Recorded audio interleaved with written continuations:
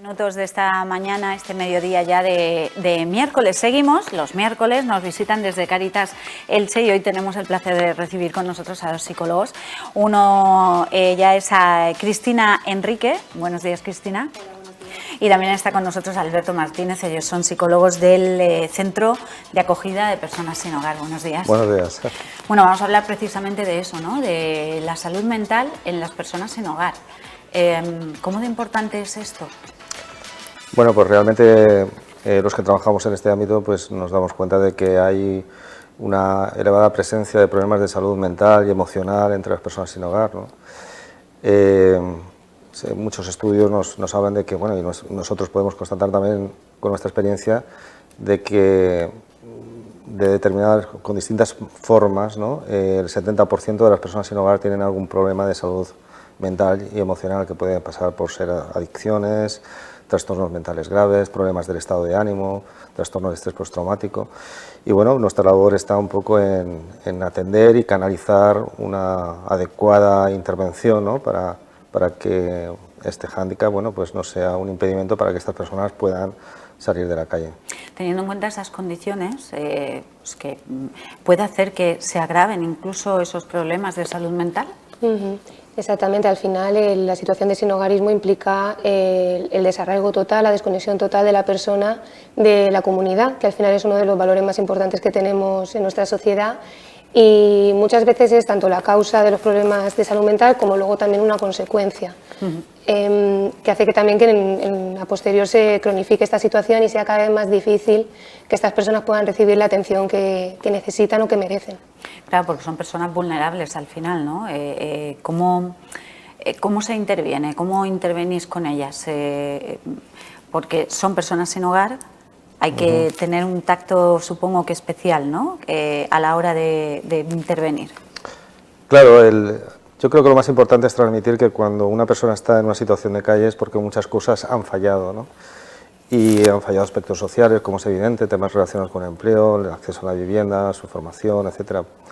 Pero a veces no es tan evidente y creo que es fundamental atender a la parte también psicológica, ¿no? Estar en la calle es un estresor crónico, implica un sufrimiento que debe ser abordado para que la persona pueda salir adelante, ¿no?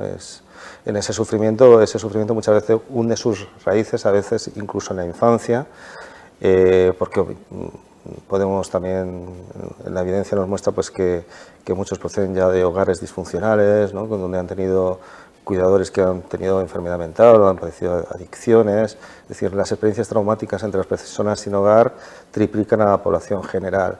Eso ya marca una herida desde el principio que, junto con factores de tipo social, al final empujan a la persona a la situación de sinhogarismo.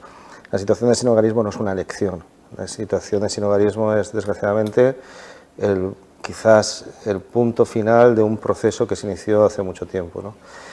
Y bueno, pues nosotros trabajamos en eso, trabajamos en los factores que de alguna manera, factores psicológicos que mantienen o perpetúan esa situación de sinhogarismo en forma de pues, tristeza, desesperanza, rasgos muy marcados de personalidad que a lo mejor han servido para defenderse de ese sufrimiento subjetivo del que te hablaba, pero que ahora les impiden salir adelante, etcétera, etcétera, ¿no? La labor como psicólogos pues está ahí. Quizás la experiencia, el común denominador de las personas sin hogar sea el sufrimiento emocional. Es decir, si algo podemos ver en nuestros despachos, en nuestra consulta, en nuestra atención, es que las personas que se encuentran en esta situación sufren y han sufrido mucho y muchas veces intentan protegerse de ese sufrimiento, a veces de una forma inadecuada o que mantiene o perpetúa el problema. La ayuda que les ofrecéis,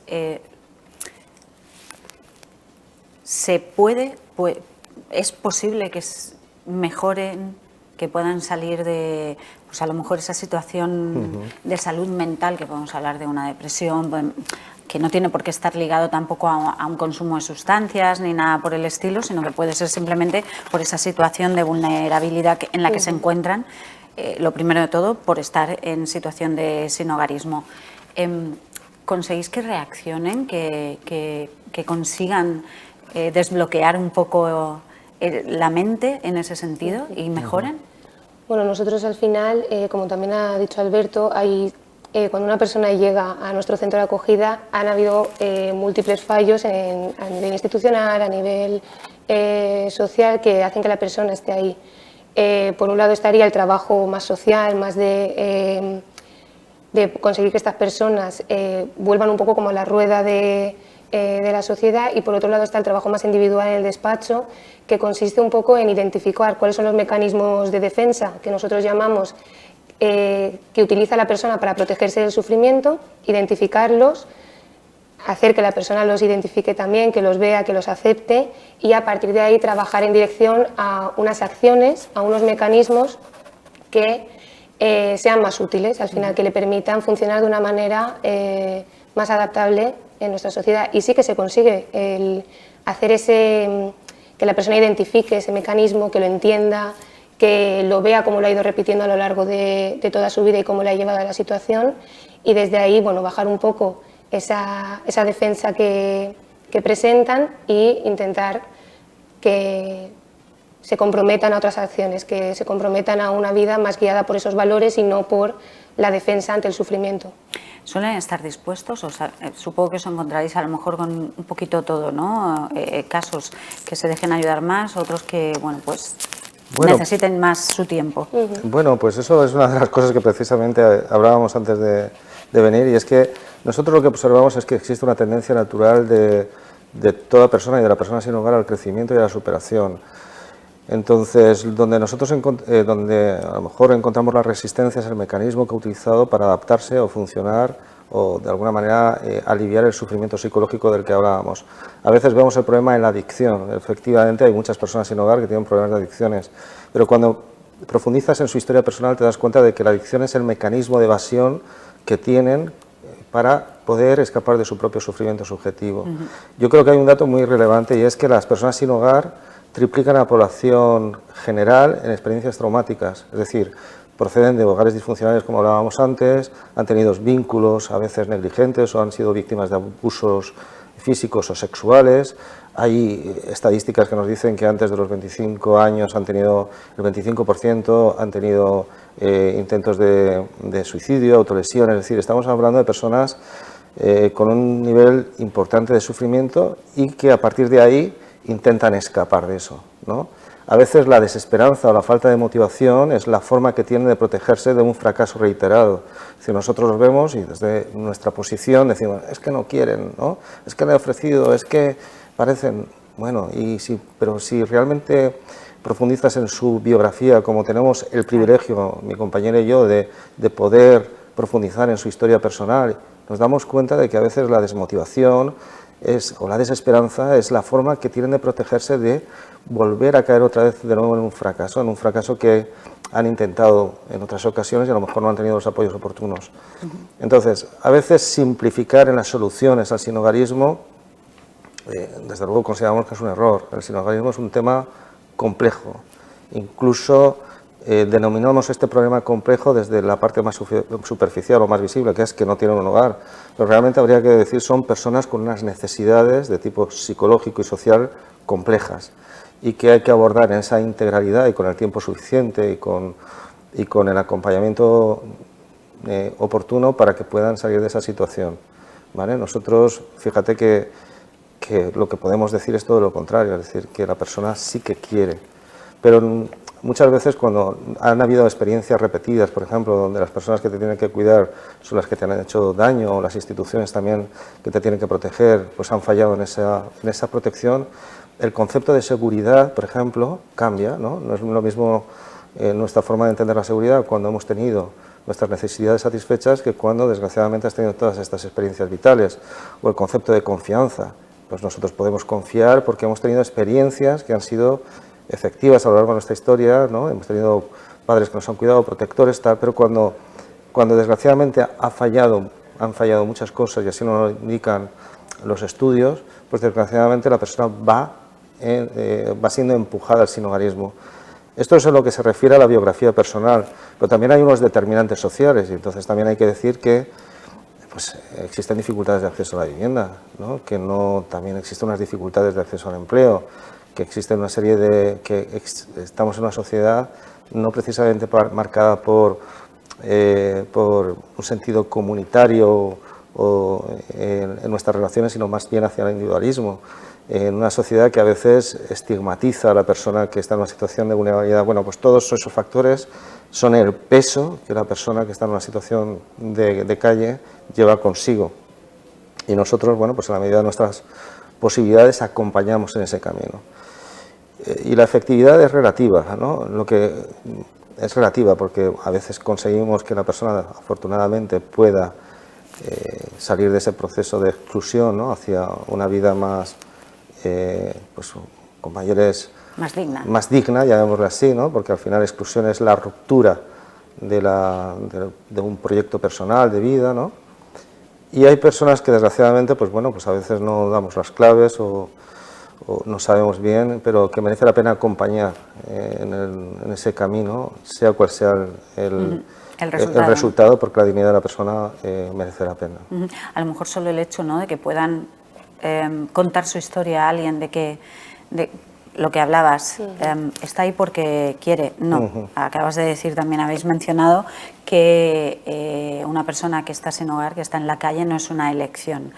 Hay una circunstancia o muchas, ¿no? Una vida que por lo que sea les ha llevado a estar donde están. Entonces, importante también el tema de que alguien les escuche, que a lo mejor no se llega al fin que os gustaría, pero el hecho de que estéis ahí, que podáis escuchar, que alguien escuche su vivencia, su vida, por qué se encuentra ahí, me parece que también es muy importante. De hecho, es algo que bueno, cualquier ciudadano hace, tiene un psicólogo simplemente para que les escuche y les ayude a relativizar un poco, ¿no? Y a saber llevar ciertas cosas en su vida que les hace sentir menos felices. Pues en este caso, con más motivo todavía. Sí, además precisamente cuando hablamos de todas las circunstancias que han llevado a la persona a la situación de sinhogarismo, hablamos también de que en cada circunstancia prejuicios, estigmas, miradas de rechazo, culpabilización hacia la persona.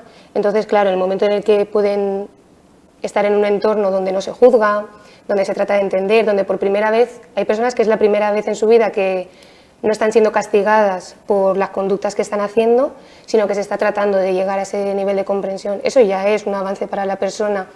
Que una de las personas que atendemos confíe en nosotros, venga a hablar con nosotros, aunque luego no veamos estos resultados como tan evidentes o esta conducta manifiesta, ¿no?, que se ve en el día a día de mejora, el simplemente hecho de acudir a hablar ya es una mejora cuando hablamos de personas con unos niveles de suspicacia hacia los demás, de protección, de aislamiento, muy elevados, por el motivo de, pues, por toda la historia que llevan detrás. Ahí hay un avance, ya hay estas defensas, esta protección de la que hablábamos antes, ya ha reducido un poco con el simplemente hecho de que quieran hablar con nosotros. Claro, trabajo importantísimo el que hacéis, bueno, todos los que formáis parte de Cáritas, cada uno con su labor hace un trabajo muy importante. Por ejemplo, en el tema de las personas sin hogar nos han visitado muchos voluntarios, ese proceso tan lento en algunas ocasiones hasta que esa persona simplemente habla contigo.